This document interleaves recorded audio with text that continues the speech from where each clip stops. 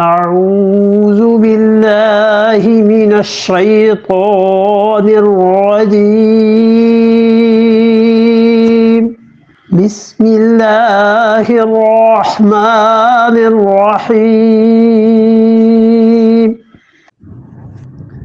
وما لنا لا نؤمن بالله وما جاءنا من الحق ونطمع أن يدخلنا ربنا مع القوم الصالحين.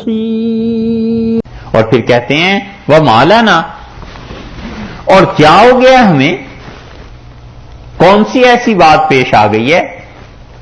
یہ جو مالانا ہے نا، اس کا اثر آگے تین جملے آ رہے ہیں، تینوں پر پڑتا ہے. وہ مالانا، اور کیا ہو گیا ہے ہمیں، لا نؤمن باللہ، ہم نہ ایمان لائیں اللہ پر. کون سی ایسی رکاوٹ ہے، کون سی ایسی مشکل پیش آ گئی ہے؟ جب ہمیں معرفت حاصل ہو گئی، جب ہم نے سن لیا اس کا پاک کلام، اب ہم کیوں نہ ایمان لائیں. وما لنا لا نؤمن باللہ ایک، وما جاءنا من الحق، اور جو چیز ہمارے پاس سچائی کی آ گئی ہے، اس پہ پھر وہی آ گیا وما لنا لا نؤمن ما جاءنا من الحق. اور ہمیں کیا ہو گیا ہے، ہم کیوں اس بات پر ایمان نہ لائیں جو حق چیز ہمارے پاس اللہ کی جانب سے آ گئی ہے، جو ہمارے پاس حق پہنچا ہے. یہ استفہام انکاری ہے. استفہام انکاری کا مطلب یہ کہ سوال کرنا، کسی سے پوچھنا، لیکن اس میں نفی کا پہلو شامل ہو. جیسے کسی کو اگر فرض کر لیں چائے پلانی ہے تو آدمی جا کے پوچھتا ہے چائے تو پیئیں گے ہی، اور جب نہ پلانی ہو تو پھر کہتا ہے نا کہ چائے تو نہیں نہ پیئیں گے. تو اس کا مطلب یہ ہے کہ پوچھ رہا ہے مگر یہ کہ تم نہ کرو، ابھی اور بہت سے کام ہے. یہ استفہام انکاری کہلاتا ہے، یعنی انکار کی صورت میں پوچھنا. وہ کہتے ہیں ما لنا لا نؤمن باللہ، کیا ہو گیا ہم کیوں نہ ایمان لائیں، یعنی ہم ضرور ایمان لائیں. کہتے ہیں کوئی عذر نہیں رہا. وما جاءنا من الحق، اور جو سچائی پہنچ گئی ہے، کون سی ایسی بات ہے کہ ہم ایمان نہ لائیں. ونطمع، اور پھر ہم ایمان نہ لائیں اور تمنا کرتے رہیں کہ ان یدخلنا ربنا مع القوم الصالحین، کہ داخل کرے گا ہم کو ہمارا پروردگار نیک لوگوں کے ساتھ. یہ کیا بات ہے کہ ہم ایمان بھی نہ لائیں اور ہم حق کو بھی پہچاننے کے باوجود انکار کر دیں. تو پھر یہ کیسے ہو سکتا ہے کہ اللہ تعالی ہمیں داخل کر دے. یہ ایمان لائے سارے کے سارے، اور نجاشی ایمان لائے، اور سب لوگ مومن ہو گئے تھے. اور نجاشی رحمت اللہ علیہ کا انتقال ہوا ہے 9 ہجری میں. اور نجاشی نے رسول اللہ صلی اللہ علیہ وسلم کے لیے بہت تحائف بھیجے، بہت مہربانیاں اور احسان اس نے گویا مسلمانوں پر جو کیے تھے وہاں، وہ حضور اقدس صلی اللہ علیہ وسلم کی طرف سے ہی کی وجہ سے ہی تو کیے تھے. اور رسول اللہ صلی اللہ علیہ وسلم نے نجاشی کی بہت سی چیزیں مانی بھی. یہ جو رسول اللہ صلی اللہ علیہ وسلم کی اہلیہ ہیں، رملہ ابو سفیان رضی اللہ عنہ کی بیٹی، حضرت معاویہ رضی اللہ عنہ کی بہن، یہ بیوہ ہو گئی تھی. تو نجاشی نے رسول اللہ صلی اللہ علیہ وسلم کو خط لکھا کہ میں آپ کی شادی کرنا چاہتا ہوں یہاں. تو حضرت صلی اللہ علیہ وسلم نے اجازت دی، اور رسول اللہ صلی اللہ علیہ وسلم کا یہ پہلا نکاح تھا جو وکیل کے ذریعے ہوا تھا اور براہ راست بات نہیں ہوئی تھی. تو نجاشی نے نکاح بھی کروایا، اور حضرت جعفر رضی اللہ عنہ نے یہ نکاح پڑھا تھا، اور 400 دینار نجاشی نے اپنے پاس سے رسول اللہ صلی اللہ علیہ وسلم کے حق مہر کے ادا کیے تھے. 9 ہجری میں نجاشی کا ہوا ہے انتقال، اور رسول اللہ صلی اللہ علیہ وسلم بیٹھے ہوئے تھے، اور آپ نے فرمایا کہ دیکھو تمہارے بھائی نجاشی کا انتقال ہو گیا، اور اٹھو اور اس کا جنازہ پڑھیں.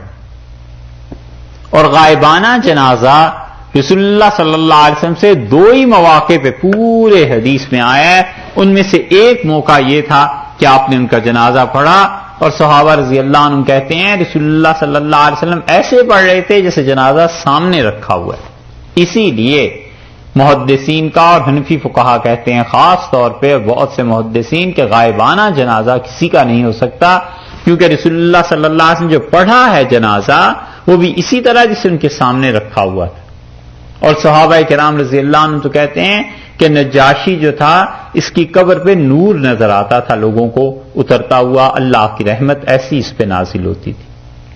اس لیے بادشاہوں کا عدل اور انصاف، جب ایمان بھی ساتھ ہونا، خدا کے ہاں بڑا مقام ایسے لوگوں کا ہو جاتا ہے جن کے ہاں انصاف قائم ہو جائے، عدل قائم ہو جائے. اور اس حدیث کے راوی حضرت ابو ہریرہ رضی اللہ عنہ بھی ہیں، نجاشی کے غائبانہ جنازے کے. اور اصول ہے حدیث میں کہ اگر راوی خود اپنی روایت پر عمل نہ کرے تو اس کا مطلب یہ ہے کہ ہم اس حدیث پر عمل نہیں کریں گے. آخر کوئی تو وجہ ہوگی نا، کیوں صحابی نے چھوڑ دیا اس پہ عمل رضی اللہ عنہ نے. حضرت ابو ہریرہ رضی اللہ عنہ خود راوی ہیں کہ رسول اللہ صلی اللہ علیہ وسلم غائبانہ جنازہ پڑھا، نجاشی رحمۃ اللہ علیہ کا 9 ہجری میں یہ انتقال ہوا ہے، اور حضرت ابو ہریرہ رضی اللہ عنہ کے انتقال کب ہوا ہے؟ 59. کل آئی تھی نا بات، 59 میں 50 برس میں حضرت ابو ہریرہ رضی اللہ عنہ نے ایک جنازہ بھی غائبانہ نہیں پڑھا. تو انہیں زیادہ نیکیوں کا شوق تھا یا اب مسلمانوں کو ہوا ہے؟ اس لیے ہم کہتے ہیں کہ حدیث کا راوی اگر خود حدیث پر عمل نہ کرے تو ہم بالکل نہیں کرتے. ہم کہتے ہیں کوئی نہ کوئی وجہ تو ہوگی کہ اس صحابی رضی اللہ عنہ نے چھوڑا ہے، پھر اس وجہ کی تلاش کرنی پڑتی ہے کہ وہ وجہ کیا ہے. یہ ہے حنفی فقہا کا استقراء کہ وہ اس طرح مسائل کو حل کرتے ہیں. تو رسول اللہ صلی اللہ علیہ وسلم نے ان کا جنازہ پڑھا ہے اور یہ لوگ ایمان لائے تھے. اللہ نے فرمایا ہے کہ انہوں نے کہا کیا ہو گیا ہے ہمیں، ہم کیوں اللہ کو نہ مانیں جبکہ حق بات اللہ کی طرف سے آئی بھی ہے، کیوں اس کو تسلیم نہ کریں. اچھا اور مانے نہیں، محض ہم یہ کہتے رہیں کہ یدخلنا ربنا مع القوم الصالحین کہ اللہ تعالیٰ ہمیں صالح قوم کے ساتھ جنت میں داخل کرے. اللہ نے فرمایا فاصابہم اللہ، سو اللہ نے انہیں ثواب دیا، سو اللہ نے انہیں بدلہ دیا. ثواب کا مطلب جزا، ثواب کا مطلب بدلہ.